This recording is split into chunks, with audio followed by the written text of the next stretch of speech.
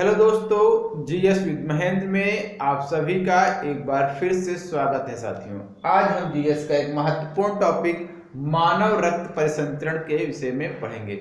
सबसे पहले मैं बता दूं कि जो रक्त परिसंचरण के विषय में किसने बताया था, तो विलियम हार्वे जो कि इंग्लैंड के थे, इन्होंने रक्त परिसंचरण के विषय में सबसे पहले बताया था कि मनुष्य में जो रक्त होता है वो क्या होता है, फ्लो होता है, बहता है। दो प्रकार की कोशिकाएं पाई जाती हैं मनुष्य में जिनमें रक्त फ्लो होता है। एक होता है धमनी और दूसरा होता है शिरा साथियों। अब यहाँ से प्रश्न कई बार परीक्षाओं में पूछा जा चुका है कि शुद्ध रक्त किसमें प्रवाहित होता है, तो शुद्ध रक्त आपको बता दूं धमनियों में प्रवाहित होता है। शुद्ध रक्त कहाँ होता है प्रवाहित, धमनियों में प्रवाहित होता है। और अशुद्ध रक्त कहाँ प्रवाहित होता है, शिराओं में प्रवाहित होता है। तो इसी के विषय पे आप हार्ट के विषय में पूरा चर्चा की जाएगी। इसमें कुछ अपवाद होते हैं, एक एक अपवाद है वो भी पढ़ेंगे हम। तो चलिए शुरुआत करते हैं साथियों। जो हमारा हृदय होता है ये दोहरी झिल्ली से बना होता है, जिसे हम क्या कहते हैं, पेरिकार्डियम कहते हैं। क्या कहते हैं, दोहरी झिल्ली से बना होता है जिसे पेरिकार्डियम झिल्ली कहते हैं साथियों। समझ गए ना। इसमें हमारा हृदय कैसा होता है, चार कक्षीय होता है, यानी 4 चैम्बर होते हैं। कैसे होते हैं, 4 कक्षीय हमारा हृदय होता है साथियों। 4 चैम्बर होते हैं, यानी जैसे मान लो ये कोई चीज है, इसके 4 चैम्बर बने होना, ये क्या होता है 4, 1 2 3 4।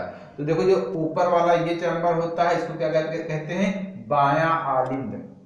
और नीचे वाले हिस्से को, यहाँ से नीचे वाला हिस्सा इसको कहते हैं बायां निलय। उसी तरह से यहाँ पर दायां आलिंद, दाया निलय। तो 4 चैम्बर होता है। मनुष्य का हृदय कैसा होता है, 4 चैम्बर यानी 4 कक्षीय वाला हृदय होता है।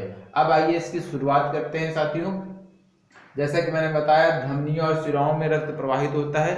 धमनियों में शुद्ध और शिराओं में अशुद्ध रक्त प्रवाहित होता है, मगर कुछ अपवाद होते हैं, जैसे कि फुफ्फुस धमनी। फुफ्फुस धमनी साथियों जो होती है ये दायां निलय से अशुद्ध रक्त लेकर जो है कहाँ पे, लंग्स में पहुंच जाती है। यानी कि फुफ्फुस धमनी ऐसा अपवाद है जिसमें अशुद्ध रक्त प्रवाहित होता है। अब इतनी बात, एक चीज ये भी जान लीजिए कि धमनी उसे कहेंगे जो हार्ट से रक्त को ले जाएगी, उसे धमनी कहेंगे। ठीक है, उसमें से अपवाद क्या है, फुफ्फुस धमनी है साथियों।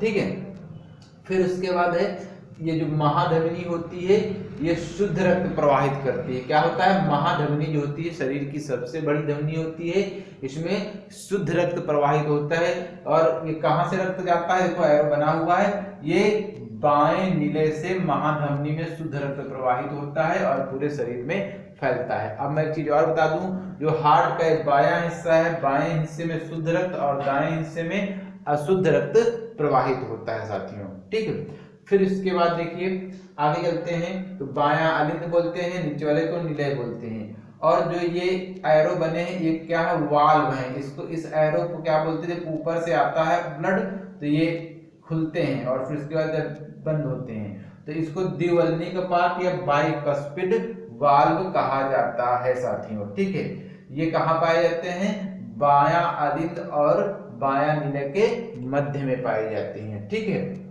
और फिर इसके बाद आते हैं हम, जो ये वाल्व होती है, जब इधर से रक्त फ्लो होता है तो महाधमनी वाल्व होते हैं, इस पाइप में लगी होती हैं। जो फ्लो होता है, दाब पड़ता है तो वाल्व खुल जाते हैं और आगे रक्त बहता हुआ इधर को चला जाता है। ये रक्त ऐसे बहता हुआ क्या होता है, चला जाता है साथियों। ठीक है, ऐसे। ठीक है, अब आते हैं इस तरफ। ये अग्र महाशिरा होती है, ये नीचे पश्च महाशिरा। इनमें क्या होता है, अन्य शिराएं जुड़ी होती हैं और इनमें क्या होता है, अशुद्ध रक्त यहाँ पर आता है साथियों। कहाँ पे आता है, इनमें अशुद्ध रक्त आता है। ठीक है, फिर जो शिरा, पल्मोनरी शिरा क्या होती है, एक ऐसी शिरा होती है जिसमें शुद्ध रक्त प्रवाहित होता है। क्या करती है, जिसमें से शुद्ध रक्त प्रवाहित होता है। ये इसका अपवाद है। जिस तरह से फुफ्फुस धमनी में क्या होता है, अशुद्ध रक्त प्रवाहित होता है, उसी तरह से फुफ्फुस शिरा में क्या होता है, शुद्ध रक्त प्रवाहित होता है। ये जो पल्मोनरी शिरा होती है पीछे से जुड़ी होती है, इधर भी होती है और इधर भी होती है। इनमें क्या होता है, लंग्स में ऑक्सीजन मिलकर रक्त जो है यहाँ पर आता है, बाईं तरफ आता है साथियों। ठीक है, फिर इसके बाद आते हैं हम ये हिस्सा दाया निलय, ऊपर का दाया आलिंद कहा जाता है। ये जो वाल्व होते हैं इनको जो है साथियों क्या कहा जाता है, त्रिकपाटीय वाल्व, यानी कि जब महाशिराओं से रक्त प्रवाहित होकर यहाँ पर आता है तो ये वाल्व जब दबाव डालता है तो ये वाल्व खुल जाते हैं और ये रक्त यहाँ नीचे आ जाता है, यानी कि दाया आलिंद से रक्त कहाँ जाता है, महाशिराओं से, महाशिरा से होकर रक्त कहाँ, आलिंद से निलय में आ जाता है। कौन सी वाल्व खुलती है, ट्राइकस्पिड वाल्व या त्रिकपाटीय वाल्व साथियों खुलती है।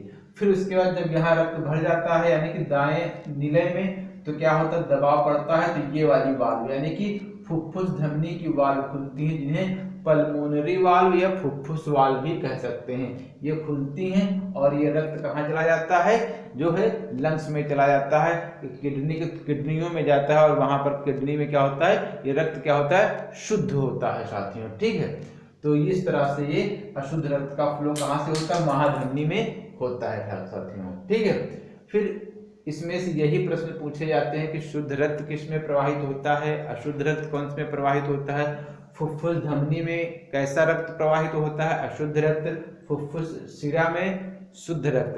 क्योंकि देखो साथियों, धमनी उसको बोलेंगे जो क्या करती है, हृदय से रक्त को ले जाएगी, इसलिए इसको अशुद्ध रक्त प्रवाहित होने के बावजूद भी इसको क्या बोलते हैं, फुफ्फुस धमनी बोलते हैं। और फुफ्फुस शिरा में वो रक्त कहाँ से ले आ रही है, लंग्स से लेकर आ रही है और बाएं आलिंद में छोड़ती है फुफ्फुस शिरा। वहां पर लंग्स में क्या होता है, ऑक्सीजन मिक्स होती है रक्त में, शुद्ध रक्त में, और उसके बाद वो कहाँ पे आता है, बाएं आलिंद में आता है। तो भाई शुद्ध लंग्स से जो रक्त को लाएंगी, ठीक है, बाहर से यानी कि हार्ट के बाहर से जो रक्त लेकर हार्ट में लाएंगी, उन्हें शिरा कहा जाता है। मगर वो क्या है, एक अपवाद है, वो शुद्ध रक्त को लेकर आती है और बाएं आलिंद में छोड़ती है साथियों। तो ये हमारा एक छोटा सा टॉपिक है, मगर यहाँ से बहुत ही महत्वपूर्ण प्रश्न पूछे जाते हैं। जितना कि मैंने बताया है यहीं से अक्सर प्रश्न पूछे गए हैं। तो मैं आशा करता हूँ आप लोग सभी लोगों को ये समझ में आ गया। Thank you.